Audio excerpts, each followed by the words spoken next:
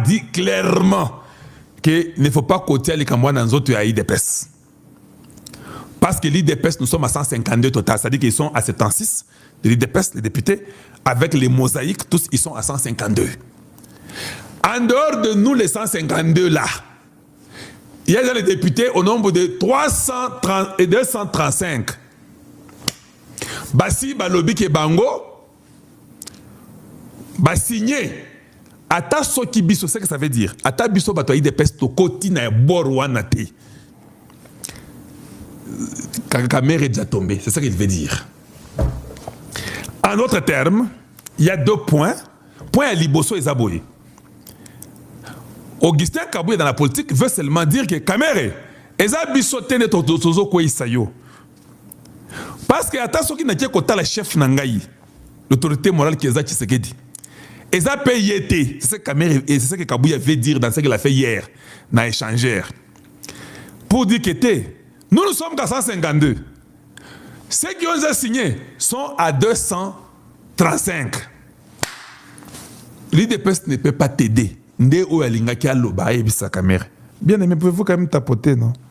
Attaque tapoter à Pamba. N'a pas que Botia sous Barros, tu n'as comprendre, ils ont rentré à Banana Bapo, tout ça, Barros on a diminué, nous comprendre dans les problèmes athées. Je vois qu'il y a Zotiaga Barros, malgré que Banana Bazos a rentré, na Kanem Zotiaga Barros, na Freedom Bazos Pesara Barros. Je suis content de voir qu'il y a les gens, na Shadow, Freedom, Clovis. Merci beaucoup pour ça, j'apprécie, mais tapoter quand même, c'est très important. Kabouye avait dire ceci. J'ai consulté mon chef. Moi et les chefs, nous sommes incapables de venir à ton secours. Parce que nous sommes à 152 avec nos mosaïques. Sans nous, ceux qui ont signé sont à 235. En quoi pouvons-nous t'aider? C'est ça que ça veut dire en français. Tu veux qu'on on les a volés à Liboso. Voler à Mibale, nga otu nakabouya. Vous qui êtes à 152, vous n'avez pas entendu qu'à l'Assemblée, il y avait les vols. Vous n'avez pas entendu que même les sociales des députés n'étaient pas résolus, que l'argent était volé. Vous n'avez pas entendu, avec vos 152 là, vous ne saviez pas qu'il n'y avait pas les soins, des soins médicaux de ces députés-là. Vous ne saviez pas que même l'argent de leur voiture, ça a été volé. Ils ont posé des députés. Comment vous, les 152 de l'UDPS, l'Union pour la démocratie et le progrès social, vous n'avez pas pensé, vous seul, aller faire la pétition pour que ça soit signé, que Kamere tombe? Oui, parce que la loi de l'Assemblée dit, le 1/3 peut faire la pétition. Le 1/3 de l'Assemblée. Vous êtes à 500. 1/3 c'est combien? 1/3 c'est combien? 160 combien? Ah, mathématiques en gros, c'est mon boulot. 160 combien? 500 divisé par 3, c'est 1, 2, 2, c'est 17, c'est 173 personnes. J'ai fait un calcul mental. Vous avez vérifier. 173, c'est 20... oui, 173, je crois. 160, c'est 160 quelques. 160, ça c'est 166. C'est ça, non? 166? 165, ok, voilà. Hey, vous avez ça là. Hey, calcul mental, c'est bon. Donc, 165, 166. Donc, vous êtes à 152. Vous ne pouvez qu'avoir 10 autres députés, parce que le 1/3 peut déjà mettre la motion. 10 ou 7 députés baillés, Botsali Borwana. Vous n'avez pas fait ça. C'est pas bon. C'est pas bon. Maintenant, Otuna, comme l'IDPS n'a pas été parmi ceux-là qui ont signé, maintenant, quand Kamere tombe, c'est l'IDPS qui viendra encore avec 152 pour dire que non, nous maintenant l'Assemblée là, nous voulons que vous puissiez maintenant mettre telle personne, Botiatananga ou bien ce sont les 235 là qui font tomber Kamere, qui viendront pour dire que nous maintenant nous voulons telle personne. Mesdames et messieurs, ça dépend de l'heure à laquelle vous allez nous regarder. Bonjour, bonsoir, ça dépend de l'heure à laquelle vous allez nous capter de partout. Vous nous suivez, Nabi que vous allez bongo et belé au Bokolanda Bisso de partout où vous êtes. Alors, veuillez d'abord, premièrement, vous abonner si vous n'êtes pas encore abonné. na ba différentes chaînes biso, partagez nos émissions au maximum, laissez des j'aime, commentez parce que ba commentaire na mino pe za malamu mingi to za na on pe mingi besoin pour na koyeba plus que c'est perfectionner na musala o. Davina Kabedi, ça a toujours été un réel et immense plaisir d'être devant vous pour vous informer, pour vous parler du Congo, donc notre beau pays, notre cher et beau pays, Congo, Congo, c'est pourquoi nous avons ce devoir de venir devant vous pour vous parler de tout ce qui se passe, pour analyser, pour dénoncer, pour parler de ce qui ne va pas ici au Congo. Alors, Toko Solo la Maïma Salema Kikuna na aéroport international Yanji Libande Konanga Ezaki Bongo, coup d'état raté. Je reviens encore sur ça parce qu'il y a des graves révélations au Baoutiko révélé biso des graves informations au Baoutiko dans la source était na aéroport Wananzo Kande général Chouewe Azalaka na terrasse moko kuna bande Konanga. Terrasse wana bombaka banani, terrasse wana ezaka banani, nous en parlons dans cette émission. Alors, tempête na Goma, na Bukavu, mesdames et messieurs, ba wazalendo ba pesi 10 jours na ba Rwandais, na ba Nyarwanda, ba na ko quitter Uvira, nous en parlons dans cette émission. Goma en débandonne, mesdames et messieurs, nanga porté disparu. Nanga porté disparu, tobite nanga zali wapi.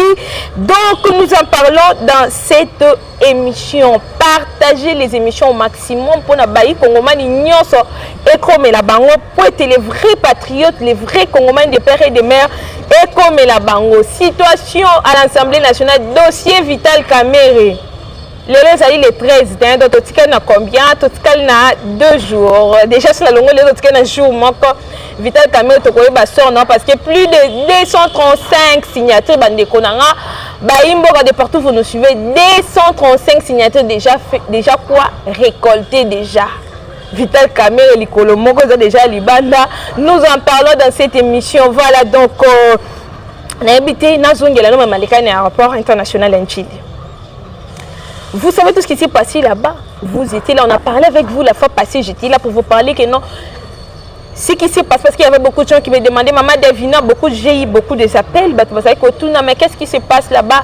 On nous a dit qu'il y a un coup d'état raté à l'aéroport international d'Enchili. Qu'est-ce qui s'était réellement passé? Qu'est-ce qui s'était réellement passé? Après ça, après tout le monde, ça a 45 minutes. Ça fait 50 minutes, ça fait 48 minutes. Ah, mesdames et messieurs. 45 minutes, Nicolo,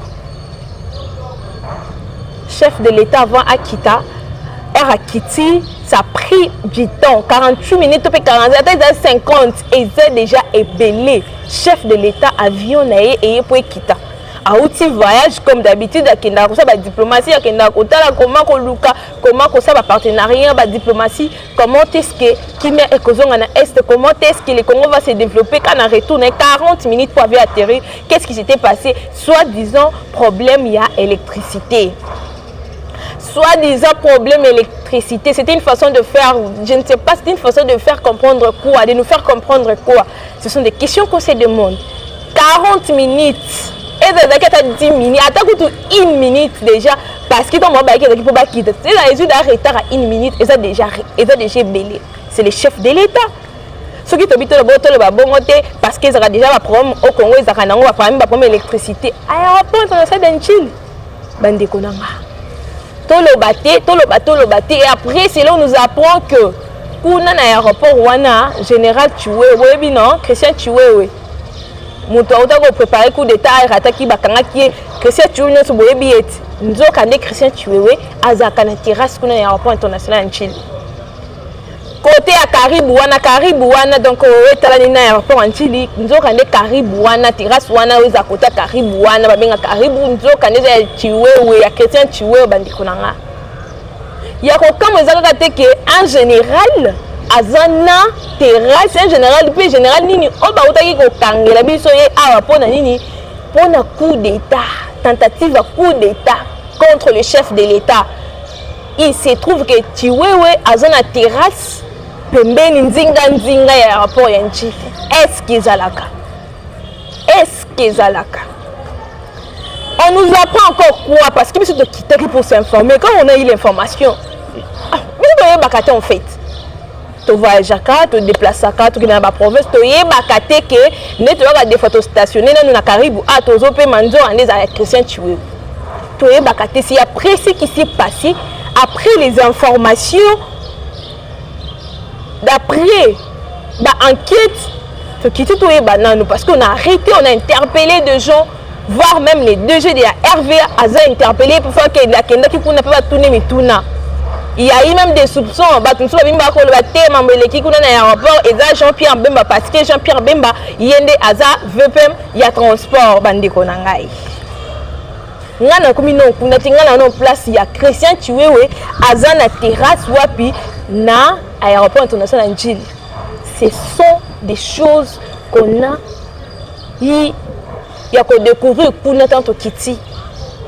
Et ceux qui kaka wana te ba bia bomba ka lisusu banya Rwanda ba Rwanda ba bomba na terrasse wana. Donc vous allez comprendre que non mboka oyo tout ça qu'on se makambe la légère. Tu vois ba kangiye pour la coup tentative coup d'état bazaki ko sola dans collaboration na ex-président ya mboka na biso boyebi bokonze sila été souci ya bokonze sila été pour ça ya pouvoir et sila été parce que jusqu'à présent tant beaucoup on a ça ba tournoi à ke Brazzaville à ke boye azo kima nzoka net souci pour ça ya bokonze sila été pour ça ya yiba nyoso yiba ko boma nyoso boma na kati ya mboko e sila été azara toujours na posa kozonga ba uta kokanga mutu wana ba lobby ki aza en collaboration na ba M23 ba kangi nyoso eza wana. Donc biso to kosenga nini sur ce tozo senga à l'immédiat maison militaire ya chef de l'état ba mekana ko sape ba interpellation kuna po eza na makambo ebele biso to découvrir eza na makambo ebele bomba mikuna o fo ba sala nanu kuna na comment dirais-je mais quand on interpelle nos bateaux dans la maison militaire et chef de l'État, mesdames et messieurs. Ce n'est pas normal, nous parlons de chef de l'État. Nous c'est lui le numéro 1 en fait.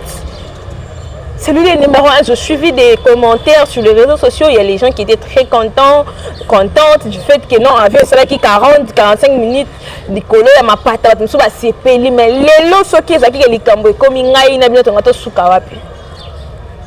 est-ce que vous pensez que les lots qui les camboués comme les Félix Tshisekedi ne mis sont aussi maman Tobongi? Mbalamo guerre na Est Sili. Mbalamo Banyarwanda bakangi bilo na bango bazongi na Rwanda. Kagame atiki ko boma. Kagame atiki ko agresser biso parce que j'ai suivi des commentaires, c'est désolant en fait. C'est désolant en fait de voir à quel point nous sommes inconscients. De voir à quel point tout ça distrait. À quel point tout ça distrait. J'étais en train de dire que non, ça fait très mal parce que les lots oyo so li kambwe koma ki ngai na bino na muto ko landa nga ba imbo kanyo so le vrai patriote et vrai congomani tonga to suka wapi ngai na bino. Est-ce que so Tshisekedi lelo azat exemple de Congo bongi? Au contraire, vous allez voir ba vrai face ya bato boko mona wana bazali ko benga démocratie, bazali ko belela o Tshisekedi doit partir parce que c'est lui ba tunyo so mona boko mona ki ba oza suti. Et ça bandanga wana ba oza suti ba ko éliminer bango. Ba ko éliminer bango parce que le système des jeunes na bango ils arabongo. Vous allez voir tous ces gens-là ba ko luka poser la moza ba kabola Congo. C'est ce qui va se passer. Mona muta ko kangambanga na parce qu'il n'y aura personne qui va lever encore la main pour parler. Et que ça soit c'est sur si vous avez aussi à l'immédiat on va interpeller on va que notre chef la maison militaire chef de l'État parce qu'il y a des graves révélations d'infiltration za kuna makasi général tué asana ba petit na ba na kati ya maison militaire wana bon mais quand on kozonga na opuna bon kende ko se renseigner sur service de renseignement DGM boke ko landela mambo ekolika kuna aéroport. Comment est-ce que ça tu vois au kino lelo ana terre maman na terrasse ya munene bato ba voyage bato ba yaka bobi Caribou très bien. Ça fait très mal de voir comment nous nous comportons, comment nous sommes inconscients. Il y a les kambu munene bongo so komaki to mabe yaki ngai na bino let no bito dongo to zala wapite ngai na bino na bité to ngato suka wapite. C'est désolé ngato ko beta c'était la population peuple congolais les congomani nyonso sengeto la muka. Tous à très conscient. Tous à très conscient to la muka, tous à distrait qui ni baté to la té. Munguna zangala lisa bisopo asala baje na ye. C'est ça leurs intérêts. Pas qu'on soit beaucoup pour ça la monnaie ça va kabola ba katange le ko balingada katanga na bango ba commission so pe état kuna na c'est ce qui va se passer et il y aura personne. Il y aura personne, vous n'allez plus voir quelqu'un voyager comme Félix les fait les là qui a pour na kimiezo a pour Congo kabonaté. C'est ça. Biso donc bêta c'était question ça. Donc, mesdames et messieurs, je ne vais pas m'éterniser sur ce qui s'est passé. C'est déjà passé, mais tout ça, pour ça, il y a bateau, le chef de l'État, il un peu éveillé. Éveillé. Comment ça se fait que déjà Hervé a Sabino que non, a sa lettre, a suspendre le numéro 1 à l'aéroport. Moi, je t'avais dit de faire ça, d'acheter ça, ça c'est possible. Non, quand même. Toi, non, bokanine. Mboka nini au chef de l'état le numéro 1 muto bomba ngai na yo muto ayebi ba information nié koleka nga na yo donc kakanga mi likolo tout ce que toi tu trouves à faire c'est qu'on suspendre batu non on doit prendre conscience ya ba makamusu so koleka na mboka on doit prendre conscience to sengi to batela auto zana to batela Félix Antoine Tshisekedi ça ne peut pas passer bato ça ne peut pas passer comme ça en fait. Ça ne peut pas passer parce que c'est naturel. Non. Ce n'est pas normal. Ce n'est pas normal, mesdames et messieurs. Donc, je passe. Je ne vais pas m'éterniser là. Donc, tout le Bela Matali, comment dirais-je, ce qui s'est passé hier, comment nous avons eu des IDPS parce que matinée, on a IDPS, on a échangé. Dossier Vital Kamerhe est déjà 235 signatures récoltées au Baïmbo que Singeli Boye Bezabongo rentrée parlementaire et les 15 hours.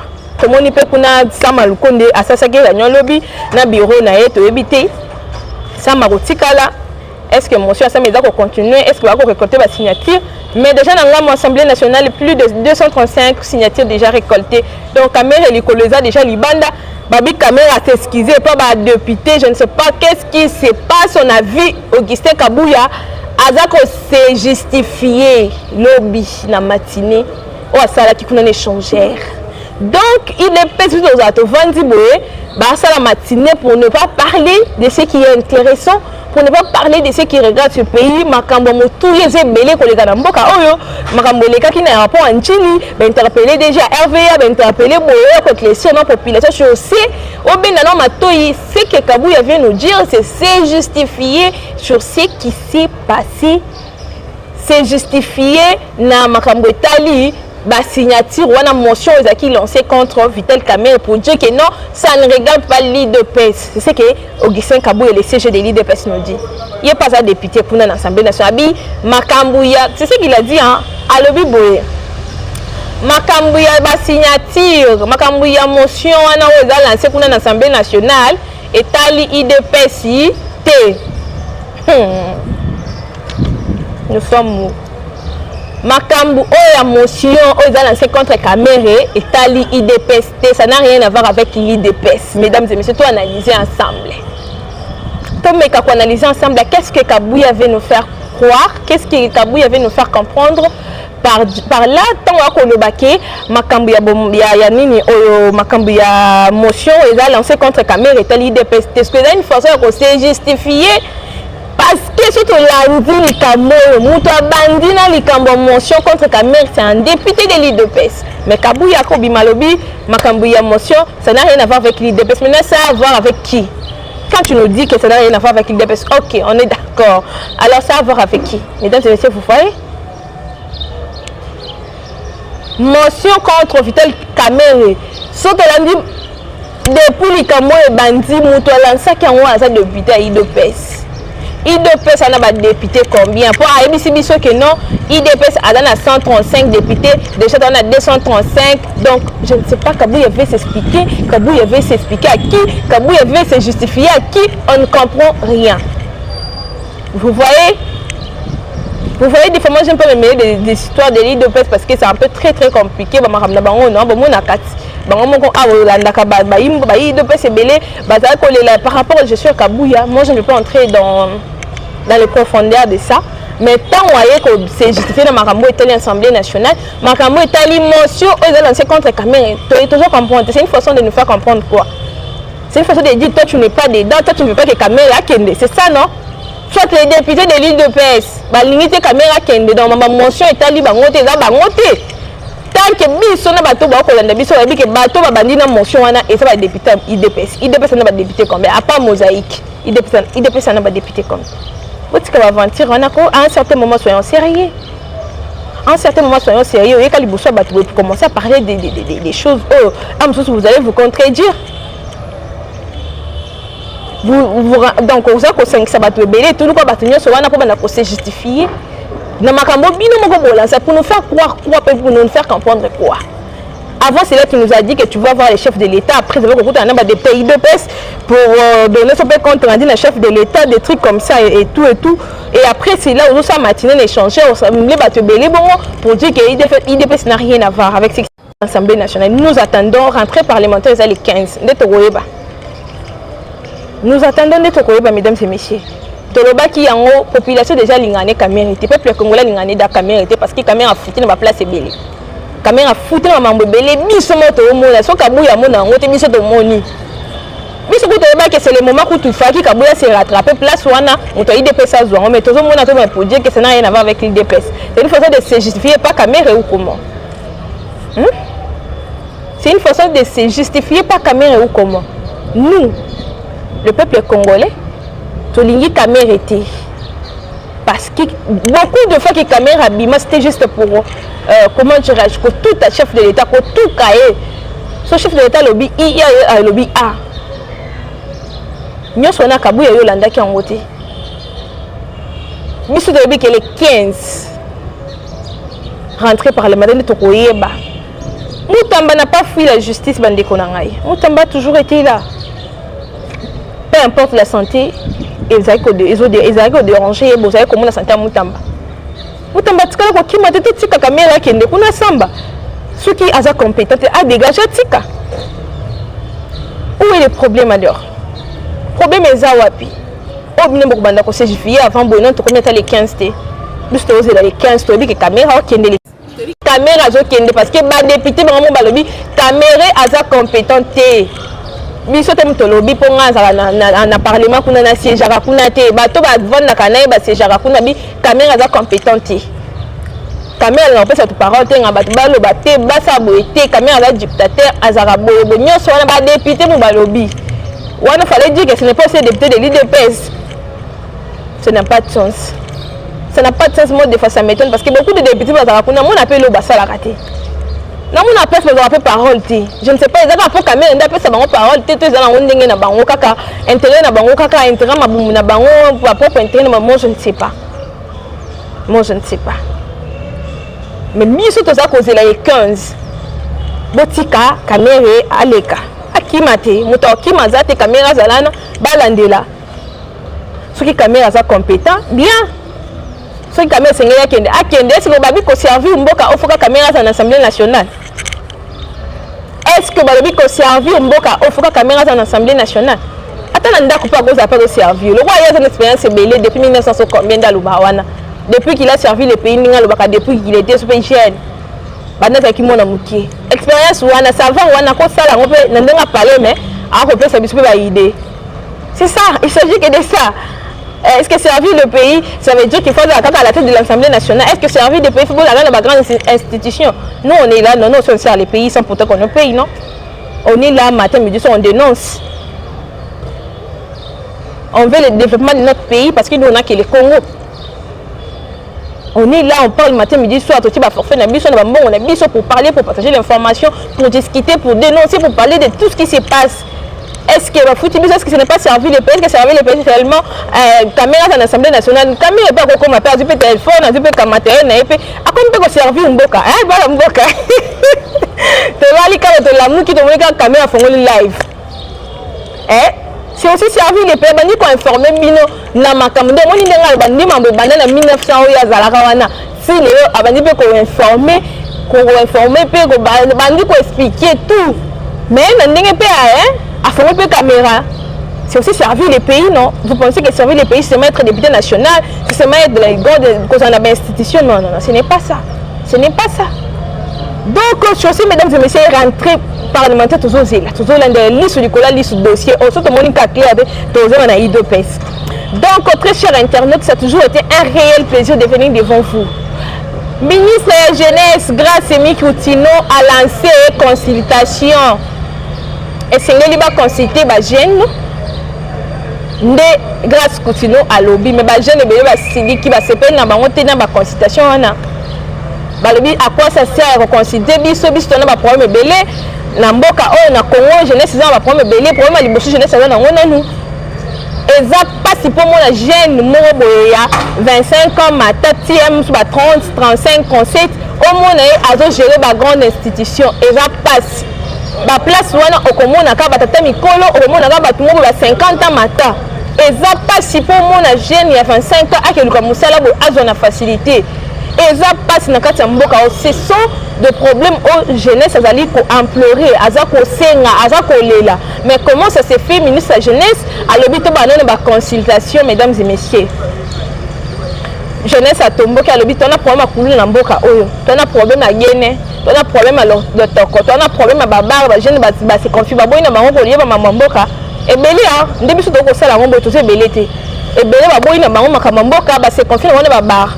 Se confie na masanga pour na nini espoir exact ba mona ka mboka ngo so landika bato ba gérer au moins jamais jeune moi 30 ans gérer et ça passe mutambeti là non vous voyez comment on a sacrifié mutamba parce que jeunesse on a un espoir faut nous canon jeunesse on a un espoir non yango moko jeunesse a un espoir na yena nous a un espoir que nous ça va aller lobby jeunesse toi aussi ma place telle la vous appelle institution telle il faut commencer d'abord par là ba jeune ba boy na ba consultation.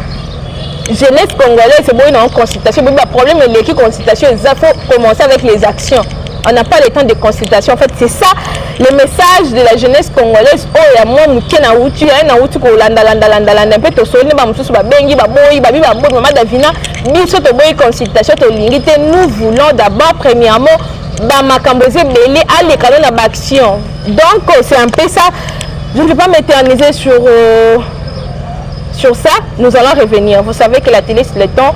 Donc, je suis à la fin de mon émission, je suis à la fin et analyse Nara Moukolalelo. Ça a toujours été un réel plaisir de venir devant vous pour vous informer, pour vous parler de tout ce qui se passe au pays, pour analyser. C'est aussi notre pays, non, on a que ça, on a que le Congo.